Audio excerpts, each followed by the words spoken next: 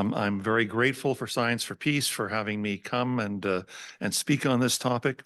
As Orgade mentioned, I served for 6 years as the Special Rapporteur for the United Nations on the human rights situation in the occupied Palestinian Territory. Keep in mind some of the demographics of the area. There are roughly 7 million Jewish Israeli Jews living between the Mediterranean Sea and the Jordan River, as well as 7 million Palestinian Arabs living between the sea and the river as well. There are about in terms of the Palestinians, there are 2.2 million Palestinians are living in the Gaza Strip, which you see there on the lower left. There's about 1.6 million Palestinians who are citizens of Israel. There are about 360,000 Palestinians who live in East Jerusalem, and there are about 2.9 to 3 million Palestinians who live in the West Bank. You'll notice that the white in the depicting the West Bank is made up of discontiguous territory. The West Bank actually is what is often referred to within the UN as the Palestinian archipelago. There's about 165 disconnected pieces of land from the south below Hebron to the north up to Jenin, which are divided up by the Israelis between walls, checkpoints, settlements, barriers, and Israeli-only roads. The Palestinian Authority governs with virtually nothing more than municipal powers in about 40% of the West Bank. The rest of the West Bank, roughly 60%, called Area C, is entirely controlled militarily and civilly by Israel, and that's where both the 270 settlements and the 500,000 Israeli settlers live. There's another 230,000 settlers and about 13 settlements, Israeli settlements in East Jerusalem. Every single one of those settlements, and I won't go into this further because most of my talk today will be on Gaza, but every single one of those settlements are deemed to be a war crime and a violation of international law. They're a war crime both under the 1998 Rome Statute, but also under Canadian law as well, because in 2000, Canada incorporated and enacted the Rome Statute into Canadian law. Now I'm going to be more focused with respect to Gaza. Gaza is about 1.3% of the land area of what was once Mandate Palestine. There are 2.2 million Palestinians who wind up living here. There are 8 enormous refugee camps that go from the north to the south. Keep in mind, and I can only give you the briefest of histories in my presentation today, but about somewhere between 75 and 80% of the 2.2 million Palestinians living in Gaza are refugees from 1948 or the descendants of refugees from 1948, most of them coming from the areas in what is now central and southern Israel. They would have all thought in fleeing to Gaza in 1948 or 1949 that they were leaving for a few weeks or perhaps a few months, and 75 years later, they are still there. Gaza is one of the most intensely populated areas in the modern world in terms of number of people per square kilometer. It's about 40 kilometers long from north to south, and about between 6 to 12 kilometers wide. You can see it's surrounded almost entirely by Israel, except for the southern part, which is gray, where it has about a 6 or 8 kilometer border with Egypt. And many of you may have heard over the course of the last 3 months the term Rafah. You can see the Rafah crossing in the southern part of the lower part of the map. That is the only crossing between Egypt and Gaza. Rafah City is that dense part in yellow on the Gaza side. Right beside it, just north of it, is Khan Yunis. This is where most of the current military action, Israel's military operations, are taking place, because almost the entire north of Gaza has been emptied. Almost all of the Palestinians in Gaza have fled south to safety, they thought. And now you have about over 2 million Palestinians living in this tiny little speck of land in the south with great difficulties in receiving food, virtually no electricity, very difficult to find water, no sanitation, living in tents in the middle of a Mediterranean winter. Winter now in that area of the world would be largely rain. It would be somewhere between up to about 10 to 12 in the day, down to about 3 to 6 degrees centigrade at night. The quickest of histories. This could be an entire course I could give you on the history. Let me just do this in a couple of minutes. You think back to 1917, at the time of the Balfour Declaration, which was the issuance by Lord Balfour, then the Foreign Minister of the United Kingdom, to the European representatives of the European Zionist organization, of a declaration that Palestine would be a Jewish home. At the time this was given, actually England, interestingly enough, did not control Palestine. That was still under the Ottoman Empire, though it would fall to the British within the next 2 months. But just to give you probably the single most important statistic, at the time of the Balfour Declaration in early November 1917, Palestine was roughly between 90 to 92% Palestinian Arab, both Christians and Muslims. About 7 to 8% would have been Jews, many of them Arab Jews who lived in Arabic, knew Arabic culture, and for whom Hebrew was an ecclesiastical language. Then we turn to 1948, the creation of Israel and the resulting Nakba. Nakba is Arabic for catastrophe. At the time of 1948, there were approximately 1.2 to 1.3 million Palestinians at that time in Palestine. Between the UN says roughly 750,000 of them were expelled from their home, and Israel, the conquering Israel forces, that refused to allow them to come back. And they've been the refugees ever since in Lebanon, in Syria, in Jordan, in the West Bank, in East Jerusalem, and in Gaza. And also, there's a very large Palestinian diaspora in the wider world.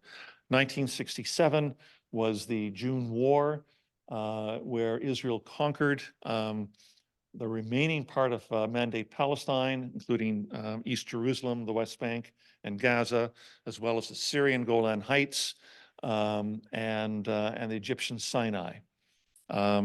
Skipping forward then to 2005.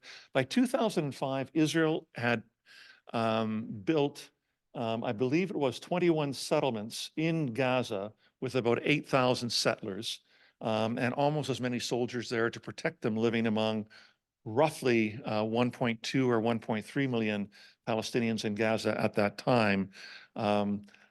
Israel, under pressure from the United States, evacuated the 8,000 settlers from Gaza. Palestinian elections, the second Palestinian elections, were held the following year. Hamas won those elections, though it wasn't a resounding victory. Hamas had received roughly about 44% of the vote. Fatah, the more secular nationalist Palestinian Party, won about 42 to 43% of the vote. It would have won more, but there were a number of factions within Fatah that wound up splitting and running against each other, and therefore dividing the vote. In 2007, there was an extraordinary split in the Palestinian political life, with the end result of which Hamas wound up ruling in Gaza. Fatah, through the Palestinian Authority, ruled in the West Bank. And Israel then imposed a comprehensive blockade on Gaza, which exists to this day, and I'll spend a bit more time a little bit later on that. Whenever I speak about the Israeli-Palestinian conflict, it's indispensable, I think, for the audience to know how unequal the struggle is. This is essentially, and it's very rarely portrayed by this in the Western press, and particularly in the Canadian press. But this is a relationship between occupier and occupied. The United Nations has said that all three parts of Palestinian territory, East Jerusalem, the West Bank, and Gaza were, are, and remain occupied territory. Seen here militarily, Israel is by far the most powerful army in the region. It is a nuclear power. It is equipped with the latest in ammunition, in bombs, in missiles, in airplanes, in tanks by the United States. The Palestinians have police arms in the West Bank, and they would also have machine guns smuggled into Gaza for Hamas, as well as homemade rockets, which are unguided when they're used. Economically, Israel has a European-style economy. It's richer than the poorest of the EU countries, such as Portugal, Greece, or Italy. The last I checked, it had a per capita income, according to the World Bank, of about $55,000 to $56,000 per Israeli. The Palestinian per capita was around 4,000, but that disguises the fact that the West Bank is much wealthier in comparative terms than Gaza, and I'll take you through Gaza in a few minutes. Territorially, Israel dominates the entire area between the Mediterranean Sea and the Jordan River. The Palestinian Authority has some municipal powers, as I mentioned, in the West Bank, but Israel has complete control to be able to move in anywhere within the Palestinian cities that go up and down the spine of the West Bank. Diplomatically, the Palestinians enjoy the support of the majority of countries in the world. If you ever follow the voting each December at the United Nations General Assembly with a basket of resolutions on Palestine and Israel, they always pass, and they passed with somewhere between 120 to 150 states voting in favor of them. But more important than that, Israel enjoys the support, the unstinting support of the United States, and to a lesser degree to Europe as well. The only area where there's parity between the two is, as I mentioned, is on demographics, is that the Palestinian population has caught up to the Israeli Jewish population, and they've probably gone ahead of it by somewhere between 50 to 100,000 people, but roughly there's 7 million Israeli Jews and 7 million Palestinian Arabs living between the Mediterranean and the Jordan. The blockade, as I mentioned, was introduced by Israel in 2007 and continues until today. This is what a lawyer would call sui generis, absolutely unique in the world. There is no other area I can think of where one country, one people, impose a comprehensive land, sea, and air blockade on a sizable number of people from another racial, ethnic, religious group. The Palestinians, 2.2 million Palestinians who live in Gaza, their lives are entirely controlled by the fence, the inability. It's Israel who determines who gets in and what gets in, and who leaves, and what winds up being exported from Gaza. Most Gazans, probably closer to 85 to 90% of Palestinians in Gaza, have never left the Gaza Strip in the entirety of their lives. And keep in mind that Gaza is probably 50% of the people in Gaza are under the age of 21. It's an extremely young population that wind up living there. The United Nations issued reports in 2012 and again in 2017, saying that Gaza would be unlivable by 2020. So even before October 7th, Gaza was already in the midst of a collapsing economy. It's been called by human rights groups, but it's also been called by the former British Prime Minister and now the present British Foreign Minister, David Cameron, as an open-air prison. In terms of statistics, Gaza had a per capita income of about, and this is in American dollars, about $1,800 per year in 2012. By 2019, 2020, that had shrunk to $1,400. Today, or at least not today, before October 7th, that had dropped to about $1,050. The economy was in a free fall. It was depended almost entirely on humanitarian aid. 500 trucks a day were coming into Gaza through two of the crossings in Israel into the Gaza Strip, which meant that there was a food insecurity before October 7th of around 60% of the population. 70 to 80% of the population was deemed to be below the poverty line. Water. There is one source for water within the Gaza Strip, which is a coastal aquifer underneath Gaza. 97% of the water in the coastal aquifer is undrinkable. It's been contaminated either by seawater or by sewage leaking in there. Therefore, Gaza has been entirely dependent upon water coming from either Egypt or by Israel. Unemployment, the World Bank in its regular, I think, twice-a-year statements on an analysis of the economy in Gaza would say that the unemployment rate was somewhere between 45 to 50%, which was the highest unemployment rate of any economic unit that the World Bank winds up monitoring. Power, the Gaza Strip was getting somewhere between 4 to 11 to 13 hours of power a day maximum. Its power plants had been damaged in prior wars. They had been rebuilt, but they still depended upon external sources of power coming from either Egypt or buying it from Israel in order to be able to power homes and factories and offices.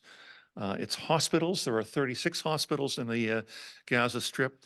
Most of them chronically suffered from a shortage of staff, from a shortage of medicines, from a shortage of medical equipment through this period. There was only one cancer treatment center in Gaza. Most Palestinians in Gaza who required cancer treatment, for example, would have to get Israeli permission to be able to travel to Palestinian hospitals either in East Jerusalem or the West Bank. And there were great difficulties in trying to get the permission slips to be able to cross Israel and make it to these hospitals. I'd mentioned earlier on that in 2005, Israel had removed its 8,000 settlers and its military forces inside Gaza. It then declared Gaza to be an enemy entity, which is a term unknown in international law, which meant it said that it could wind up. It wasn't going to treat it as occupied territory. It wasn't going to treat it as a territory and a people subject to the protections and the rights of the Fourth Geneva Convention of 1949, which is the beating heart of international humanitarian law. But the world, notwithstanding Israel's position, the rest of the world, including and most importantly, the United Nations, considers Gaza to remain occupied because the test in international law is whether a territory is under the effective control of an outside military power. And in this case, given the comprehensive air, land, and sea blockade of Gaza, the United Nations has said that Gaza remains occupied territory. The people there remain under the protection of the Fourth Geneva Convention, but Israel does not recognize that, and Israel does not afford the protections of the Fourth Geneva Convention to the people that are there. The main areas of international law that apply, I've listed two, but actually three would be there. International humanitarian law, which is the laws of war, but also the laws of occupation as well. International criminal law applies. International criminal law being the founded in the Rome Statute of 1998, which I'll be coming to, which created the International Criminal Court, but also international human rights law will also wind up applying. The last point I have here is on collective punishment. Collective punishment in law is forbidden in international law. It's forbidden in domestic law. And essentially, Collective punishment is punishing the many innocent for the crimes of the guilty few. One of my reports that I delivered as Special Rapporteur focused on the issue of collective punishment, and I examined several different aspects of that as applied by Israel in its occupation of the Palestinians. But I centered largely in that report, or predominantly, on Gaza. And I said that the methods of controlling what gets into Gaza, of ensuring that people don't starve, but they don't have a healthy, independent economy, the fact that people in Gaza cannot leave, there's no freedom of movement with respect to that, and the fact we have this continuing air, sea, and land comprehensive blockade amounted to collective punishment, which is forbidden under the Fourth Geneva Convention and its protocols. It's also forbidden under the Rome Statute of 1998, the beating heart of international criminal law. And don't take my word for it. The last three Secretary Generals of the United Nations, Kofi Annan, Ban Ki-moon, and now Antonio Guterres have all said that the Israeli siege or blockade of Gaza amounts to collective punishment of the 2.2 or 2.3 million Palestinians who wind up living there. Mowing the lawn. This is a term used by the Israeli army over and over again with respect to its various assaults on Gaza. You'll see that I've listed 6 there. 3 of the ones I just want to point out for now, the ones in 2008, 2009, in 2014, and again, during the Great March of Return, so-called, in 2018.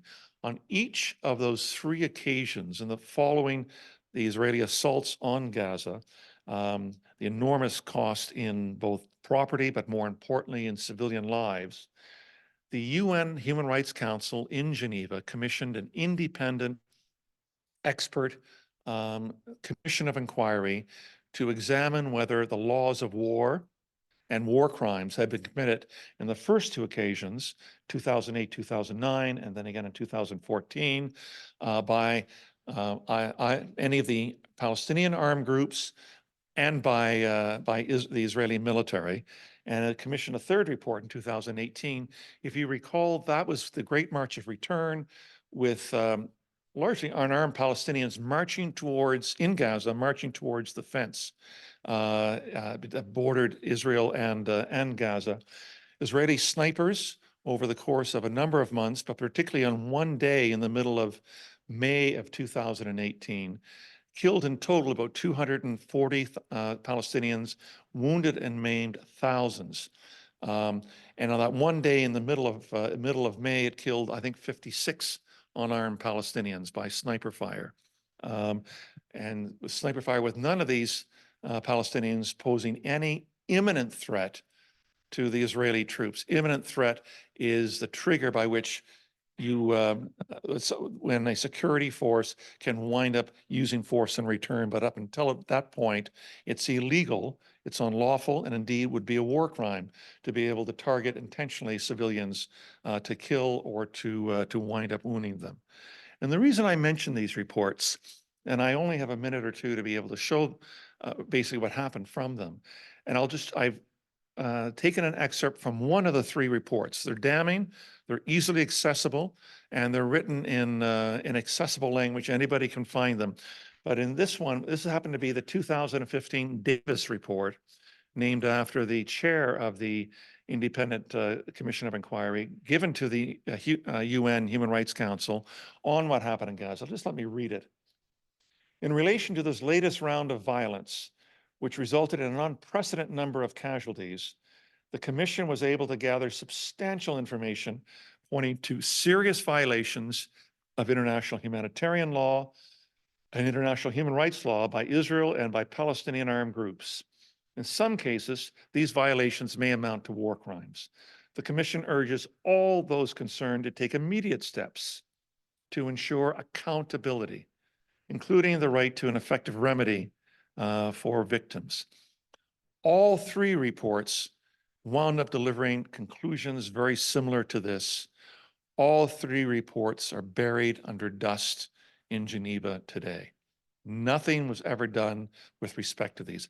I wouldn't be surprised if these reports have been forwarded to the chief prosecutor at the International Criminal Court, but and I'll come to that a little bit later on, but nothing has arisen out of this. And you can tell, I mean, 2014 now was 9.5 years ago when this took place.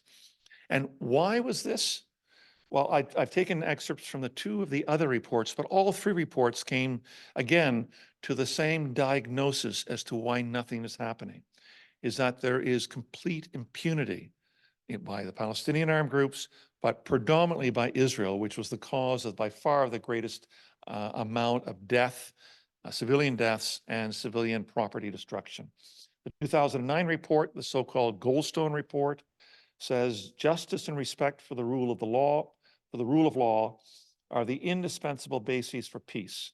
The prolonged situation of impunity has created a justice crisis in the occupied Palestinian territory that warrants action. And in 2019, the report on the Great March of Return, to date, the government of Israel has consistently failed to meaningfully investigate and prosecute commanders and soldiers for crimes and violations. This concept of impunity not only continues through to today, it's because nothing was done with respect to any of these three comprehensive reports that detail the potential for war crimes being committed, that detail the lack of accountability and this culture of impunity that allows Israel to think today that it can wage a much more massive war in 2023, 2024, and nothing will happen. If you learn as a country, as a child, as an individual, that there's no cost, there's no accountability for what you wind up doing, then the only and main lesson you wind up learning is that it's acceptable to do it again. So now I'm going to turn to 2023. The three areas of law, as I mentioned, that apply is international humanitarian law, the laws of war, and the laws of occupation. International human rights law, which I won't say much about today simply because of time, and also international criminal law, which I will say something in a few minutes. But the beating heart of international humanitarian law is this core principle that goes to the protection of civilians. You can see the three main principles that govern international humanitarian law is the principle of distinction, is that any armed force or army or military has to make an absolute distinction between combatants and civilians. And that doesn't mean that civilians can't be killed and that would be necessarily illegal. There's a bit more nuance than that. But that the attacking army or the attacking armed force or armed group has to make that fundamental distinction. They cannot intentionally go after civilians, but they cannot also bomb or attack in an indiscriminate or reckless fashion as well, where it may be that you're going to be killing lots and lots of civilians. The second issue is proportionality. I don't want to go into that too deeply, but enough to say this, is that a military is entitled to strike, let's say, a civilian target, a home, an apartment building, if there is a clear military advantage to be gained, and that there's not going to be an excessive civilian damage or death or injury caused by that. So this is unlike municipal law. You kill a civilian, unless you have an absolute defense, you're going to be guilty of a violation of our criminal code. It is possible in international law and the laws of war that civilians may be killed, and they may be killed lawfully, but it has to be done at the minimum amount, and you have to take every possible step to wind up avoiding that.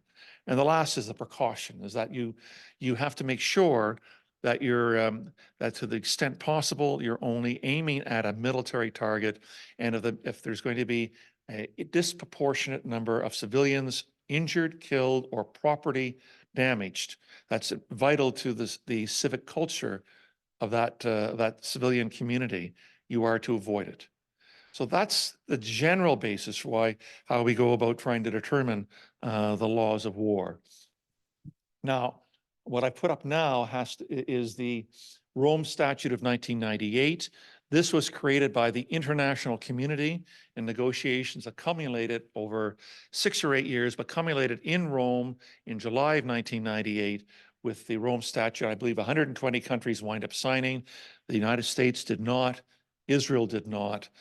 Canada did. Canada is a major backer and supporter of the Rome Statute. As I said, we incorporated it into our domestic laws in the year 2000. Canada is a major supporter of the International Criminal Court, which is based in The Hague, and I will wind up getting to it. But just to point out some of what the Rome Statute winds up defining as war crimes. It defines willful killing, as you can see. It defines extensive damage and appropriation of property not justified by absolute military necessity. It forbids absolutely the taking of civilian hostages. It forbids the intentional direction of attacks against civilians and civilian objects such as schools, universities, churches, mosques, hospitals, and obviously homes, civilian homes as well. And it also, you can see there near the bottom, the intentional starving of civilians and denying them relief supplies is absolutely forbidden, and it's a war crime under the Rome Statute. You know, from these, I think it'd be probably quite clear that certainly in its attack on October 7th, that the intentional attacks that Hamas committed towards Israeli and foreign civilians during that day would amount to war crimes, as well as the indiscriminate firing of rockets into Israeli areas and the taking of hostages also would amount to war crimes. For Israel, I think obviously either the intentional killing of civilians, which has occurred, but more likely the vast bulk. We now know that the death toll in Gaza exceeds 24,000. The best estimate is that somewhere between 80 and 85% of those deaths are civilian deaths. Certainly 70% of those deaths, the figure used and endorsed by the United Nations, are women and children. We also know that there's somewhere probably between 6,000 and 8,000 Palestinians who are unaccounted for, likely dead under the rubble of buildings, in addition to the 24,000 who've been killed. So the indiscriminate or reckless killing of civilians, either without a military target being involved or where there would be likely to be excessive civilian casualties, amounts to war crime. The destruction of civilian homes and the objects of civilian life. We've seen every one of the 4 universities in Gaza has been heavily damaged, if not entirely destroyed. 70% of the housing stock in Gaza is either destroyed or heavily damaged. Mosques have been blown up. Churches have been destroyed. Schools, mostly UNRWA schools, have been destroyed. We know of the extensive damage being done to many of the hospitals in Gaza, most notably Shifa Hospital, many of those as well.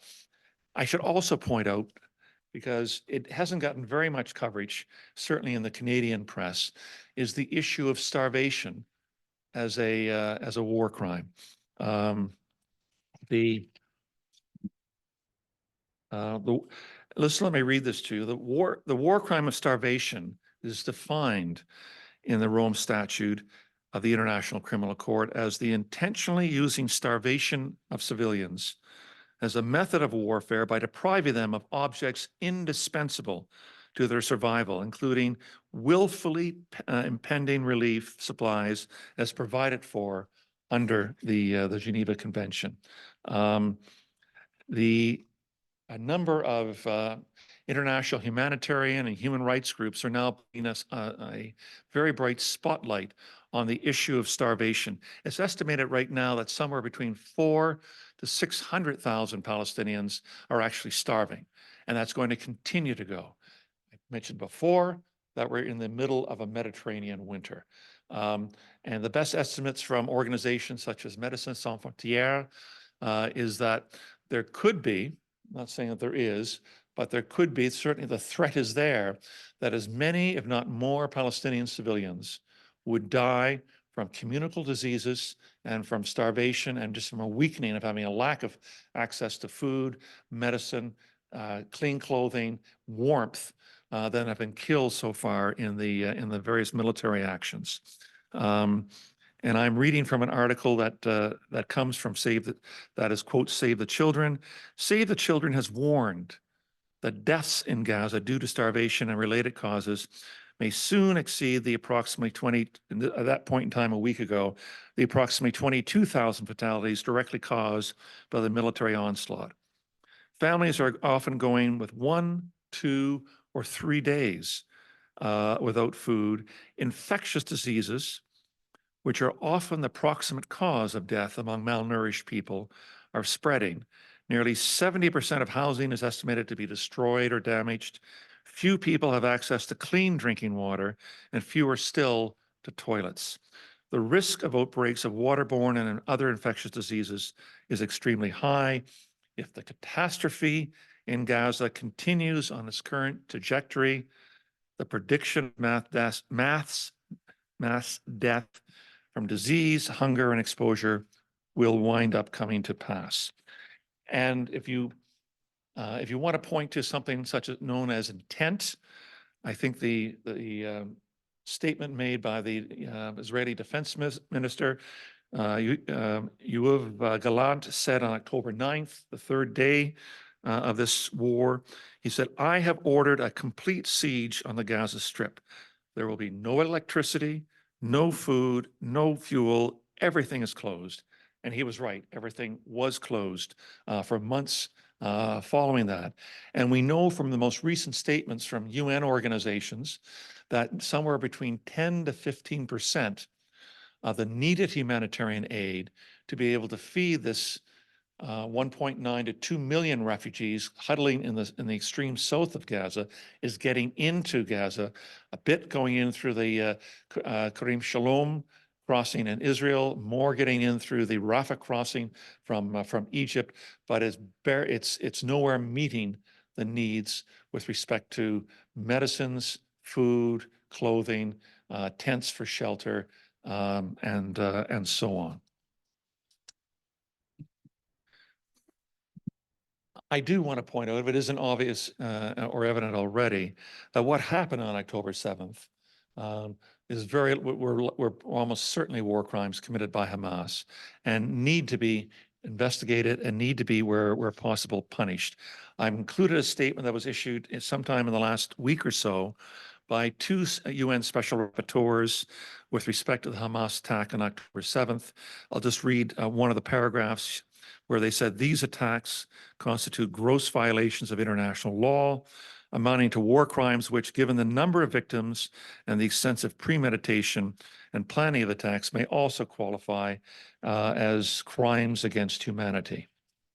And then I have a statement I put out by the current UN High Commissioner for Human Rights, Volker Turk, an Austrian with a lifetime of work in humanitarian issues, where he said in the middle of November, "It is apparent that on both sides, some view the killing of civilians as either acceptable collateral damage or a deliberate or useful weapon of war. This is a humanitarian and human rights catastrophe. It must be clear that breaches of international humanitarian law, even war crimes, committed by one party do not ever absolve the other from compliance with the clear principles of the laws of war. War crimes committed by one side never, ever justify war crimes being committed by the other." This is an excerpt from a powerful article that appeared in the late November in the New York Times, and this has now been echoed by a number of articles I've seen since, including in the Washington Post, where they did a deep dive into the types of ammunition, bombs and missiles in particular, used by Israel during its conduct of the war. And I'm looking now at the third paragraph down. Israel's liberal use of very large weapons in dense urban areas, including US-made 2,000-pound bombs. Israel has used these 2,000-pound bombs, which are the most destructive in the American as well as the Israeli military arsenal. These bombs come from the United States, and it's used them over 200 times at that point in time. That can flatten apartment buildings is surprising, some experts say. And then they quote Mark Garlisco, a military advisor for the Dutch organization PAX and a former senior intelligence analyst at the Pentagon. He said, "It's beyond anything that I've seen in my career. To find an historical comparison for so many large bombs in such a small area," and he might have added, in such a short period of time, we may have to go back to Vietnam or the Second World War. There seems to be virtually universal consensus among military analysts who understand the choice and the use of weapons like this, that this is by far the heaviest bombardment in the 21st century. And indeed, we may have to go back to Vietnam or even the Second World War to find something so comparable in such a short period of time. And indeed, it was interesting. There was a statement made late last month by the U.S. Defense Minister, Lloyd Austin, who said, and this is his own warning, I think, to Israel, in this kind of fight, the center of gravity, he said, is the civilian population. And if you drive them into the arms of the enemy, you replace a tactical victory with a strategic defeat. Now, it's interesting because I don't think there's really much care by Israel with respect to whether or not Palestinians commit themselves even in a greater degree than Hamas. And certainly I can tell you that opinion polls done in the West Bank show a further sinking of support for Fatah and for the Palestinian Authority and for support for Hamas, not necessarily for what happened on October 7th, but because they're the ones who are expressing resistance to the Israeli occupation. So then the question comes to, which we've all been fixated over the last week to 10 days, is genocide being committed? And the Genocide Convention of 1948 is the basis of the main area of law. Genocide is repeated in the 1998 Rome Statute using the very same language. So what is genocide? You can see the definition at the top there. It means, basically what it means is any of the following acts, which I list there, which are committed with intent to destroy, in whole or in part, a national, ethnical, racial, religious group as such. And we've accepted, I think, 3 genocides under the Genocide Convention.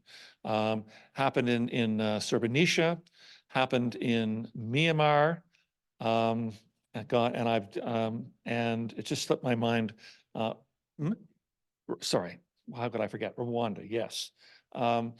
And obviously, there's been genocides going throughout the 20th century. The very first one occurred in Namibia, committed by the German mandate, which again is in the news this week because of Germany's support to support Israel with respect to the genocide allegations. Obviously, the Holocaust was probably the supreme example of genocide. So genocide is very similar to trying to establish a crime in Canada under the criminal code. Anybody in first-year criminal law, we're taught right at the very beginning of our first course in criminal law, there's 2 things you need to establish in order to be able to prove a crime under the criminal code. Number 1, you've got to prove the act, the action. And number 2, you've got to prove the intent. Actus reus, mens rea. And the same thing is true with respect to proving genocide internationally. And the first 3 of the, whoops, what did I just do? I've just knocked off that my side, but I can see it there. Thank you, Bonnie.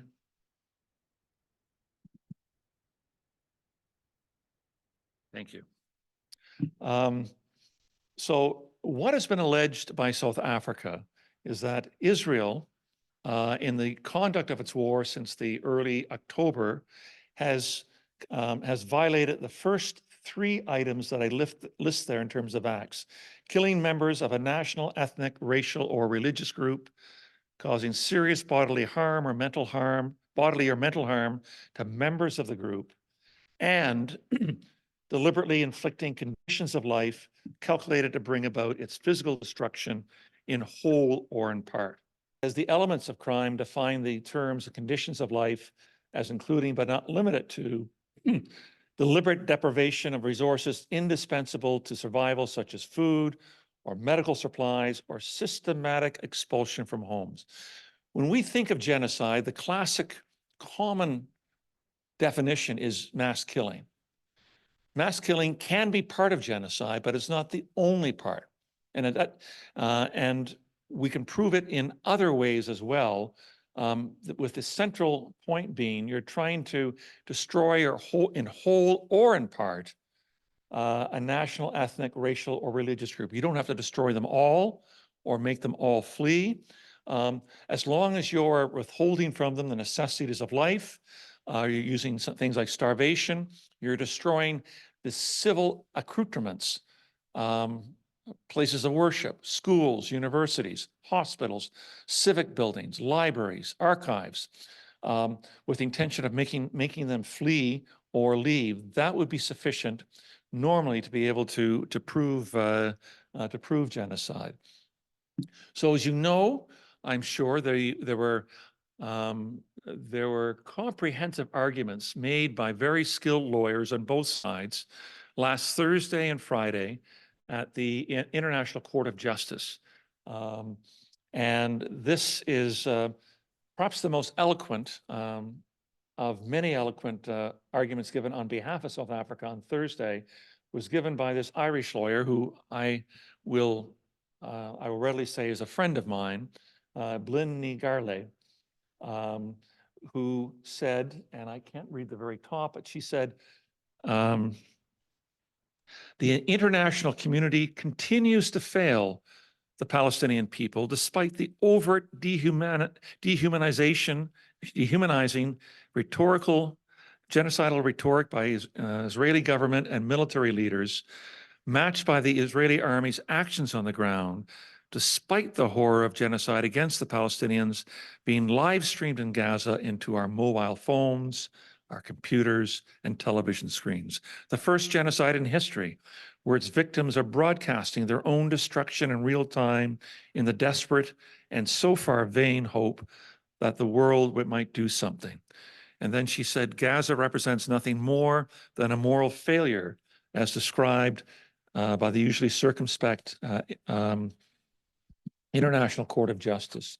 And what South Africa argued, there was a technical argument, because you may ask, why is South Africa bringing this? South Africa is thousands and thousands of kilometers away from Gaza and the zone of conflict. South Africa is one of 153 nations that is a signatory to the 1948 Geneva Convention. Israel is also a signatory to the Geneva Convention. What South Africa is arguing is two things. One, we have a dispute between us and Israel because we've delivered through November and into December a number of communications to the state of Israel saying that there is a potential of genocide through your actions and through your statements. And we say, if you don't stop this or you don't engage with us and then bring this to a stop, we will have to take further actions under the Geneva Convention. And South Africa can do this because every country that is a signatory to the 1948 Genocide Convention has a right and a duty and a responsibility to try to prevent genocide that is occurring or genocide that may be in the making. Those were the technical arguments raised by South Africa. In terms of its what it actually was alleging there, it said in terms of actions, they pointed to the high death and injury toll.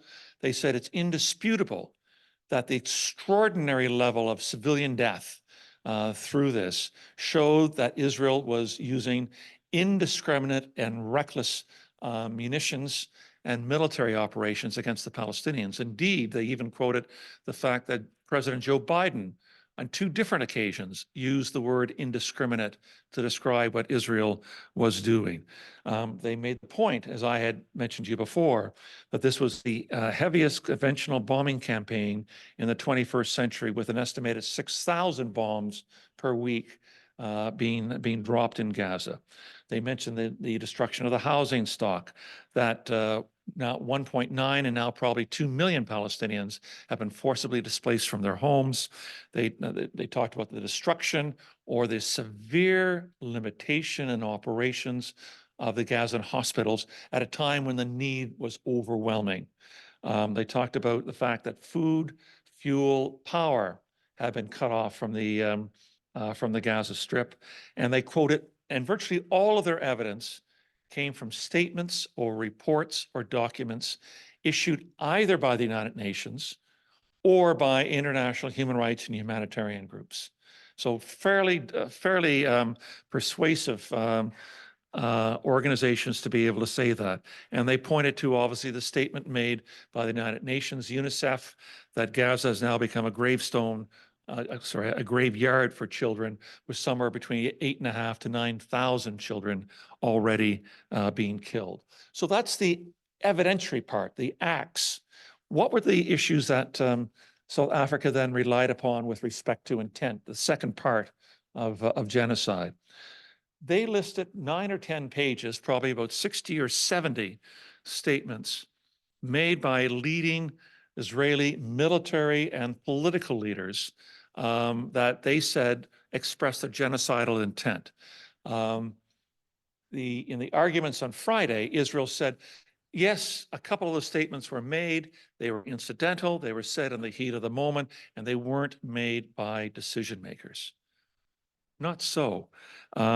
You have the president of Israel saying early on that there are no innocents in Gaza. There are no innocent civilians in Gaza.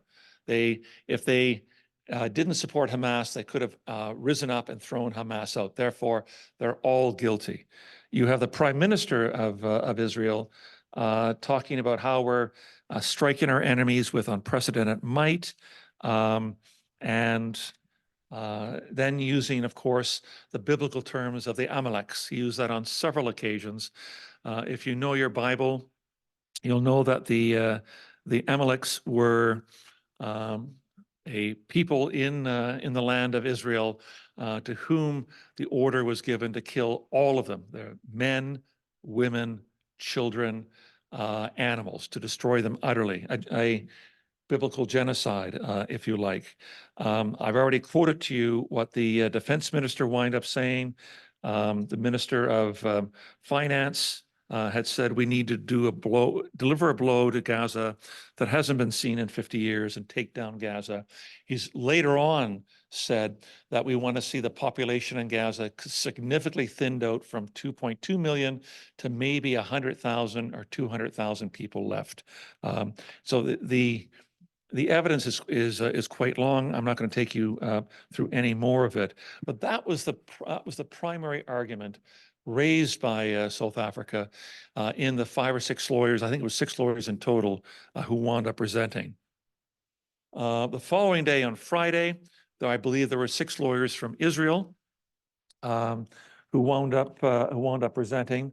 The main argument was delivered by a British law professor and lawyer, Malcolm Shaw, where he said, this is an important case, and I think I'm quoting from the very heart of his argument. Allegations have been made which verge on the outrageous. The attack by Hamas on October 7th, with its deliberate commission of atrocities, falls within the statutory definition of genocide. Israel's response was and remains legitimate and necessary. It acted and continues to act in a manner consistent with international law. It does so not in a non-restrained way, but investing unprecedented efforts in mitigating civilian harm at cost to its operations, as well as alleviating hardship and suffering with investments of resources and evidence. There is no genocidal intent here. There is no genocide. And that was a thrust of the arguments made over the course of the 3 hours on the Friday.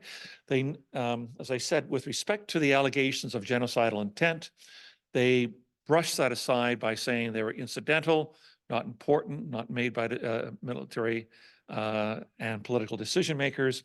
With respect to the acts, they never really delved into them. And I don't know how they could. They questioned the figures, but they offered no proof for verifiable alternative figures with respect to the death toll in Gaza. They made very little mention with respect to the levels of destruction, particularly of civilian buildings that are protected by international humanitarian law, universities, schools, hospitals, parliament buildings, and so on. Their main thrust in the end was, this is cheapening the definition of genocide. And there is a point to that, is that genocide has often been used in a rhetorical and not in a careful way. But I submit to you, and if any of you have the time, if you thought you had 2 hours, it's very easily findable. The South African document, which came out at the very end of December, 84 pages, single-spaced. It was written by lawyers, but is accessible by non-lawyers. It makes incredibly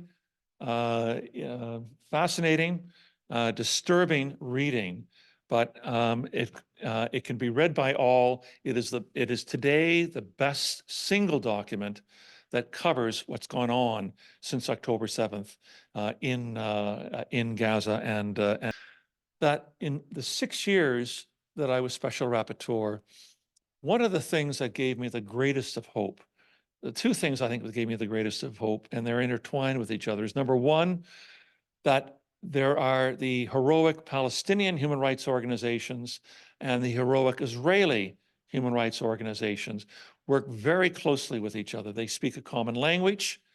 Their whole ethos is built on the cornerstone of equality and human rights and the right to self-determination.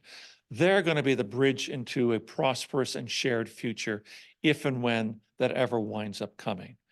And the other hope that I have is simply international law.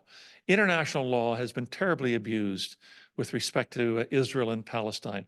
There is no conflict in the modern world where the United Nations has passed so many resolutions at the General Assembly, the Human Rights Council, and the Security Council, which so clearly and definitively state what international law is and what the responsibilities and obligations are of Israel, the occupying power. Yet there has never been a conflict that I can think of in the modern world where there's such an enormous gap between promise and performance. It's often said that when it comes to international law in the Middle East, power is closer than justice. But if I can turn the tables on that argument, if I can argue with myself, if you like, international law, the very best of international law, I think, represents the very best of us in terms of our humanity. If you read the peons to the various human rights treaties that we have, beginning with the Universal Declaration of Human Rights, if you read what international humanitarian law sets out as its purpose to try to prevent and protect the vulnerable and the suffering in times of conflict, if you look at what the ethos was of the Rome Statute in terms of what it learned from the horrors of the Second World War and what happened in the second half of the 20th century, those to me stir me every time that I read them. And I think they should stir all of us as well.